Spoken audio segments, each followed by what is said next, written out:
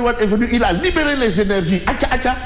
Tu vois maintenant même les gens en Ndekete, non, on peut construire des immeubles R+20. Ndekete le Sénégal, on peut. Il a dit, mais vous là, vous les... Et les gens ont osé. Osé? Ah oui. Mais tu as vu les cités Kergourgui, Haïti, immeuble. Ah bon, donc on peut libérer les énergies. Macky Sall bat tabac.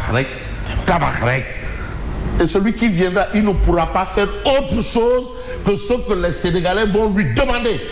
Tout, non, demander, tout ce que tu vas dire là, avant d'arriver là-bas, ça n'engage que toi, mais quand tu seras assis dedans. Alors, et dans ça, vous avez le titre de tribune. Parce que la démocratie, c'est dans les gènes. Non, la pensée unique là, c'est terminé. Terminé. Et pour vous dire quand même qu'il y a quand même la démocratie. Mais regardez ce qui se passe au sein de la mouvance. C'est vrai que la locomotive a dit on passe comme ça. Mais d'autres vous disent, ah, grand, il faut aussi qu'on revoie les choses là. Singek. Ah, moi, on va voir. Singek. Non, les gens devraient Singek. Non, Singek grec. Les dissidents disent niet à Macky Sall. Singek. Qu'est-ce que c'est? Amoul Leren. Amoul. Yoyu nonou. Gat Khaumalan. Bref. Alors, médiation pour le retrait de leur candidature. Singek. D'accord, vous dites que non, vous n'êtes pas d'accord avec mon choix. Mais nous aussi, Singek, ils disent dédit. Et il assume. Et il a dit, niet à Macky Sall. Les dissidents disent niet à Macky Sall. Les dissidents qui sont décidés à faire face à Abadouba. Qui sont ces dissidents? Demandez, l'APR ou Bello aura au minimum 5 candidats. Il y a Moustapha Diop également. Mais je vous dis qu'ils ont même au plan même si on parle de parrainage des élus, ils peuvent avoir 5 candidats. Bien sûr. En tout cas, eux, ils ont cette force. 5. Et ils vont même libérer un peu de l'espace pour ceux qui vont à la conquête des parrainages. Le bulldozer est déjà en marche. Le bulldozer est déjà en marche. Il a déjà démarré. Kaffrine, 10 000 parrains. Dakar, 60 000 parrains. C'est un scoop, hein? Alors, Boun John, Ali Ngouille, Mambo Yao ne fléchissent pas. Ils ne fléchissent pas. Mambo Yao, le Sénégal qui vient. Lui-même, il a déjà toute une organisation. Il a le Sénégal qui vient. Qui vient où? Que signifie le Sénégal? Qui vient. Sénégal Bidigno. En tout cas, le Sénégal qui vient. Il sera comment? Mais il est à quel niveau aussi? Parce que est-ce qu'il est entre Kolda et Dabo? Ou bien il est à quel niveau? À Dabo, à Kolda, ou bien à Makakoulibanta, ou bien à Goulumbu, ou bien Goulumbu? Le Sénégal qui vient, ou bien il est passé par Diawara. Il vient vers en tout cas, lui, il a le Sénégal qui vient. Ali Ngouille Ndiaye, eux, ils ne fléchissent pas. Boun Abdallah Dione, lui-même, il est allé, il était PCA de Sougnou. Bissé Sougnou. Il a dit, bon, voilà, comme il y a une réalité qui s'impose à moi, je m'en vais. Singek, je vous remets votre poste de PCA parce que le devoir m'appelle quelque part. Oui. J'ai d'autres ambitions. Et c'est ça. Mais moi, je me demande jusqu'à présent pourquoi le choix de Nyangal Mombele, il n'a pas démissionné. Bon, bref. En tout cas, comme tout est... Démissionné de quoi? Le Signek. Son poste de Premier ministre. Ah, il y a un voir des mandés, je ne sais pas. Moi, je ne dis pas... Parce que tu dis démissionner, il peut démissionner même de sa candidature. Non, il peut... Ah oui. Ah oui. Il peut dire, vraiment, président, affaire de fois à 10. Contana, Delonal, tu Signek. Demandez, ne rafet wai. Alors, on reste avec Tribune qui est justement dans le temps du Sénégal. Le temps du Sénégal. Kaoulak, Tiwawan, Dakar, Yof, Massalikul Dinan. Gloire à Mohammed sallallahu alayhi wa sallam. L'élu de Dieu. Ah, c'est pas n'importe qui est l'élu de Dieu. Je rappelais hier, Vox Populi, Vox Dei. Le président, c'est le choix de Dieu. C'est un élu de Dieu, hein? À travers le peuple. À travers le peuple, attention! La voix du peuple, c'est la voix de Dieu. c'est pas tout le monde qui peut être président. Hein. C'est vrai que maintenant, c'est le Goloboui Poudourek, tout le monde vient. Hein. Mais attention, celui qui va rentrer au palais, là, c'est celui que Dieu décidera. Ne vous fatiguez même pas. Alors, vous avez 247 Sénégalais qui seront rapatriés demain. Tout celui qui rentrera au palais, je vous assure, rien n'est fait au hasard. Dans les mémoires du livre de Abdou Diouf, le jour où on l'affectait dans la plus grande province du Sénégal, le Sud Saloum, c'est ce jour même qu'est né Macky Sall, le même jour, dans sa circonscription à lui. C'est le même jour que Macky Sall est né, le même jour. Le même jour. C'est pour vous dire que les choses ne sont pas... Moi, quand j'ai lu de ma titre, non, mon grand frère Aïmerou Ning, je vais le rendre visite, je rentre un 11e mois à 11h11. Il me dit, toi là, tu es rentré dans mon... Je dis, mais ça veut dire quoi? Il me dit, ah. Bref, donc, allez-y comprendre que les choses sont en train de se faire. Il y a eu une accélération.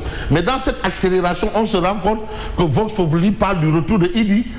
Il dit ça, c'est qu'il refait. Ah, waouh, ah, waouh. Il refait surface. Waouh. Il refait surface avec ses ambitions présidentielles. Bon, depuis 2007, depuis 2007, c'est le plus vieux candidat. Là, s'il se reprend, c'est le plus vieux candidat à la présidentielle. C'est le doyen des candidats à la présidentielle. En termes de nombre de candidats. En termes de nombre de... Oui, c'est le doyen. C'est le doyen. En tout cas, mais non, on va aussi ajouter 2000, hein, parce qu'il a été directeur de campagne aussi. Oui, il faut ajouter 2000. Quand même. Donc il est en plein... Hein? Il y a une certaine constance. Ah ben oui, donc il est toujours là. En tout cas, il est toujours là. Ouais. Il est arrivé deuxième 2 fois.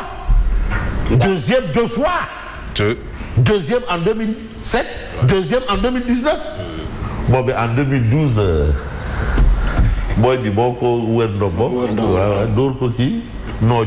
bref, il faut être constant dans le souhait d'accéder aux fonctions à responsabilité. C'est le seul sens de notre engagement politique. Ça, c'est Ndamal Kadior. Mais vous avez l'opération de parrainage de Sonko à Dakar qui divise. Les hauts responsables ne sont pas informés de cette opération. Donc cette opération est initiée au nom de qui ou de quoi? En tout cas, on retient dans Vox Populi que des responsables locaux initient une stratégie de collecte avec des points focaux. Les instances nationales pas au courant, selon Amadouba, qui est quand même une haute autorité du parti PASTEF, les Patriotes. Bon, les gens disent ex-PASTEF et les autres disent que non, c'est dans le cœur. PASTEF est dans le cœur. Ce qui est dans le cœur, on ne l'enlève pas. Bon, le Singhek. En tout cas, on va retenir que Macky Sall a été à Medina Baye, Amadouba et ADD côte à côte. Donc les choses commencent à aller. Le Singhek, hein, il n'y a pas de problème. Le mais Sénégal a mais qui n'a pas connu cette guerre, cette bataille dure entre le PDS et le PS. Farle Moudouti Niek. Qu'est-ce Abdoulaye Wade, Macky Sall, Djomba Sabayef. C'est Niek, Bassali Koudjidan, c'est Niek. Donc tout ça que tu as, Karim Wade, expandé. Exilé. Tignek. Le bout du Tignek. Khalifa Babakar Sall en prison. Tignek. Non, il ça va finir. Tignek. Ah. Donc Sénégal, Tignek. Faut même pas. Sénégal Amdiam. Sénégal Amdiam. L'eau, il. En tout cas, on va s'intéresser à une autre actualité. Et c'est Direct News. En tout cas, Direct News parle d'une situation. Oui. On est dans le gouvernement. Le Premier ministre est le choix de Macky Sall. Mais il a son ministre, le meilleur ministre de l'histoire politique du Sénégal, Moustapha Diop, en l'occurrence. Le meilleur ministre, comment le meilleur ministre? Ah, on nous a dit que c'est... Non, si. Tu n'as pas vu les derniers sondages. Et les fonds forcés. On attend que la justice tranche. Ah bon? Justice de Ouahoudara. Donc, il bénéficie de la présomption d'innocence. Ah non. Jusqu'à présent, on ne sait pas. Hein? Parce que affaire lui aussi, ça peut être aussi une chasse aux sorcières. Ça peut être aussi de l'acharnement. Parce que quand tu as des ambitions présidentielles, ben les coups peuvent venir de partout. Ah oui. Parce que aussi, la Cour des comptes, qui dit Cour des comptes, pense au ministère des Finances. Et si par exemple aujourd'hui il fait face à un ancien ministre des Finances, on peut suspecter de beaucoup de choses. On est quand même. Mais là, en tout cas, Amadouba mal à l'aise. Parce qu'en Conseil des ministres, il fera face à un de ses futurs adversaires. Il y a le ministre de l'Industrie et le Premier ministre. Lui, il est candidat. Des femmes. Il est candidat. Bon, même son ministère là, c'est devenu un QG. Ban Conseil des ministres. Aujourd'hui, c'est mercredi. Probablement, il n'y aura pas de conseil des ministres. Non, quel que soit le prochain. Peut-être avant le prochain, il y aura un autre gouvernement. Probablement. Voilà, si on donne l'information. Alors. Non, je fais des projections. Est-ce que ce n'est pas une probabilité? Certainement. Voilà. Et la probabilité, c'est mathématique. C'est de la science. C'est de la science. Le bal des candidats issus de la coalition Benno Bokk Yakaar se poursuit, même s'il n'a pas déclaré officiellement sa candidature. Le ministre Moustapha Diop est en train de tisser sa toile. Il fait le tour des cercles religieux en vue de requérir leur bénédiction pour la présidentielle 2024. Par ailleurs, il va à la rencontre des groupements féminins, des jeunes, des artisans et des ASC. Bref, tous les segments sociaux. Lui, il est aussi en train de faire son chemin. Last but not least, il reçoit dans son département ministériel des acteurs politiques comme si le dit ministère était devenu un directoire de campagne pour lui. Ouais. Depuis qu'Amadouba a été désigné comme candidat de Benno, Moustapha Diop ne lui a pas manifesté son soutien ou son allégeance. Remarque de taille. Voilà. Il se susurre même que le président Macky Sall va l'appeler bientôt pour qu'il l'édifie sur sa position ambiguë.